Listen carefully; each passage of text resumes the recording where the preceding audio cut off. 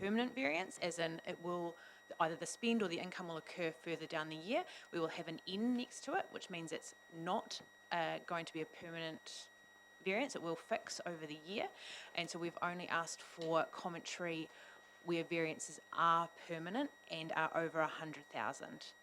So again, just so that you can focus on what the actual issues are. I was just about to say, can you just give us, I know it's all taken as read, the things that we should be... Sorry, Murray, could you put your light on? It turned off again. Thank you.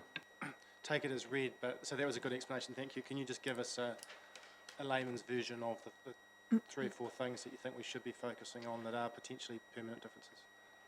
At the moment, we have been told that there are no permanent differences in the business areas. There are a few in the overhead accounts. They are minor, but we have provided commentary on them. But the main thing I think that we try and focus on as the year goes through is that CapEx spend, especially, because that's all the projects. So for example, if you're near the end of the year and you've only got your 20% of your CapEx budget spent, you might be a bit concerned saying, well, what's happening with the projects? Are they all coming together, or are these going to be happening in future years? So that's probably one of the things that we try and pick up on and get commentary on as we go through. Thank you, Rachel. Paul? Mr. Chairman, just to reiterate what Rachel said, one of the areas of concern is CapEx. At the moment, we're being told there is no permanent variances, or very few, but I suppose that's the area that we need to, that business managers need to focus on to ensure that there aren't any. And if they become apparent, they'll immediately be put in here as to why. The other issue I just want to raise too is that what this is comparing with is year-to-date versus your forecast ledger, not the budget that was in the annual plan that you adopted. What it is the budget in the annual plan that you adopted plus the items that you agreed to carry over from the previous year. The Finance and Business Support Old Committee approved a whole lot of carryovers in September, and these are now added in here so that you're actually, because those carryovers, we also said we'd do in this year as well. So we're doing more in this year than what we said we were going to do in the budget. Bear in mind, though, that when we get to the end of the year, our annual report reports against the budget, not the forecast ledger, and that does lead into some variances, but we can't deal with that. So this is the forecast ledger it's comparing with what we said we were going to do at the start of the year, plus the carryovers from the previous year that we never got done. Sorry. So, yeah, thanks for focusing on the capital side. So what I've traditionally seen in local government is that not spending against the capital budget often rears its ugly head in months 10 and 11, and we don't know until then, and we're sort of okay as at month 3, 4. So what processes have we got in place to make sure we don't get last minute surprises on that? First question. Second question is, what have we traditionally done in terms of our percentage of completion against the capital works program? So last year we got to 82% of our CapEx budget was spent. A lot of that was in the last 2 months, but it did happen. So we are making sure we're going out to the business areas and asking them every month when they get their these reports, and we ask them for commentary. We are picking out, for example, like I said before, if it's month 10 and they've only done 20% of their spend, we would be saying, why, what's happening, what's going on, are you sure that this is happening towards the end of the year? So it's more of an internal control, just making sure that we're constantly focusing in on those. Rachel? Councillor Falloon. Yeah, I can understand why your CapEx is looking so poor and would be a concern, because basically when you look at the big ones, drinking water, we've spent 371,000 against a $4.4 million budget. The same with wastewater, against an $8.336 million budget, and we've only spent 222. We're now 4 months into the new financial year. Is it possible that that can be spent by the end of June?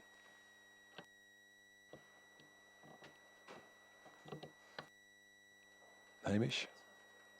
Okay.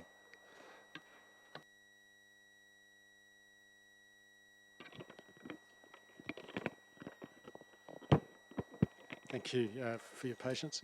I'm just reflecting on those comments that have just been made. The very nature of capital expenditure, of course, is that it doesn't fall evenly over a 12-month period. So it, by its nature, tends to be project-based and therefore quite lumpy.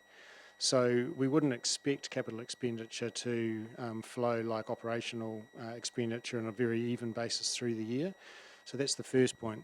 The second point is we are acutely conscious of the plans that Council has for some major work and wanting to deliver against those plans. And right across New Zealand we see difficulties from time to time in meeting those plans, both in local and central government on big infrastructural projects, and it is often in and around delays to design, delays to consent processes that are required, perhaps sometimes being a little bit optimistic or ambitious at the point of planning the project and thinking these things won't take as long as they do, and then they take longer. So this is not an issue solely for the Ashburton District Council. It's an issue right across local government and indeed parts of central government. Can we do better? Yes, we want to.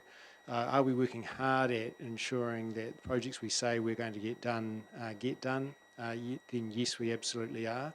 But would we expect to see even flow of expenditure across variance reports? No, we wouldn't. And for example, the wastewater project that is the bulk of that money that's just been highlighted is of course the new line under the Ashburton River, and we've let the contract and the construction team are getting geared up to go. Are they confident that that will finish by the 30th of June here in the end of November? Yes, they are. And so that's how we reflect it to you. But there is always risk and pressures around capital projects and fitting into arbitrary financial years. But we're working at doing better. Thank you, Hamish. Any more questions, John? Otherwise, I would like to start with page.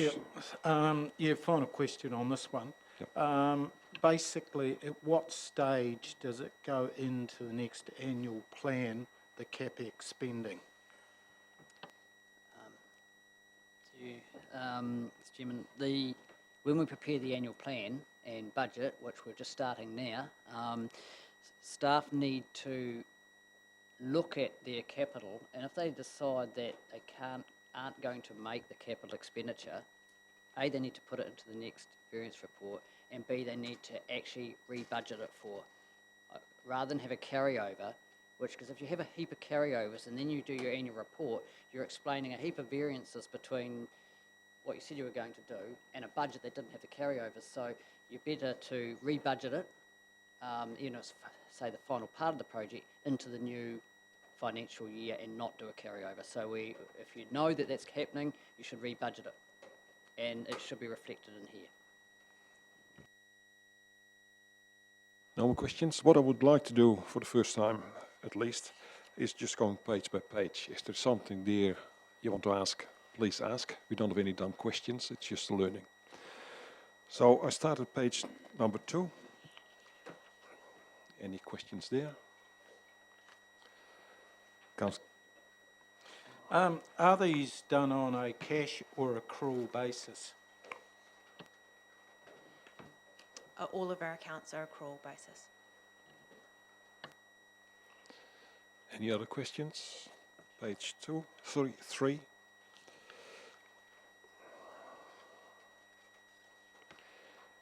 Page 4. Page 5 and 6. Councillor Floon. Just a point of clarification. Could you please tell me what vested assets are? I might not be giving the exact definition, but a basic definition. When a developer is putting in, for example, a subdivision, they will do all the work on stormwater pipes, maybe a park reserve type area. A lot of the times they will invest those assets in council, so we look after them going forward. So it's one of those things that we do have on here. It is quite hard to budget or forecast because we are making assumptions about what developments are happening in the community and what we will then receive from them. But this is our best guess at what we will be getting in. So basically, we will, at the end, inherit those assets, or do they go back to the developer? No, they become our assets. Thank you, Rachel. Page 7. Page 8. Page 9. 10. 11. 12. 13. 14. 15, 16, 17, 18. I've got a question there, Paul. In current assets, you've got provision for doubtful debts. What exactly is that? Every year, Mr. Chairman, every year we recalculate, we look at the debt, especially the outstanding debt, and we put a provision in for those debts that we think may not be recoverable. So we haven't written them off, we just put a provision on in the balance sheet for debts that may not be recoverable. Okay, so is that for rates or is that for...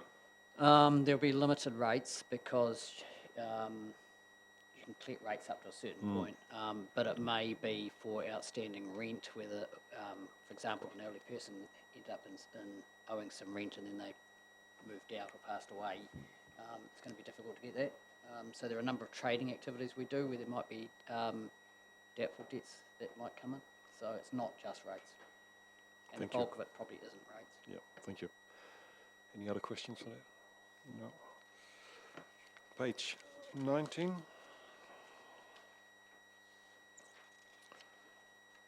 Page 20. Page 21. Page 22. Page 23. Bingo. No? Thanks, Rachel. No more questions about those two? Sorry. Just a comment really Yes. on that capital conversation, and Hamish's explanation was entirely accurate and a good explanation.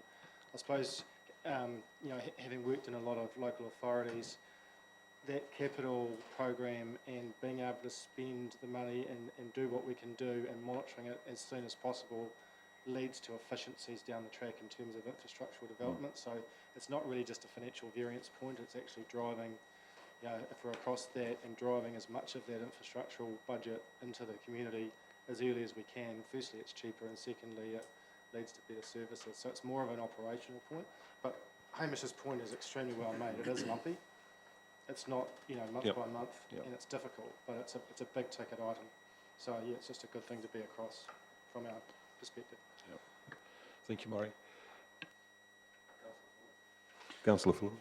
Page 18, I'm just wondering whether it would be possible to have the balance sheet at the commencement of the financial year, so that gives us some base to work from, so that we can see the changes that are happening throughout the year.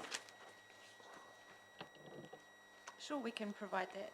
It is all up on our website as well if you do want to look at it before we get it onto this variance report. But there will be no problems putting the balance sheet up. Don't need the variance, Just the numbers? Thank you, Rachel. Any other? Mr. Mayor. Question through you to probably Hamish. In the activity reports workshop, or what did we call that meeting we're going to have, would we get more detail on the actual projects as they're happening? More so, a lot more than what we would get here, as to the ones which are on track, not on track, slipping a bit. What will we get out of that report? Through you, Mr. Chair, the intention of the activity briefings is the same level of detail and information that we had traditionally been providing to council, but to the relevant committee. So it wasn't an intention to start those activity briefings with a different level of information than was our practice. And we, of course, will evolve with this council to meet the needs as we go forward, because it's a slightly new concept. You're not 100% sure how it's going to work. But information that was traditionally in those briefings, we would expect initially to continue to be in activity briefings going forward. Thank you, Hamish. Any other questions? Then we basically close this part of the meeting. This is the part of the open meeting, and we go on public afterwards. And we just give the press the chance to get out of the door. Don't rush. We've got the whole afternoon.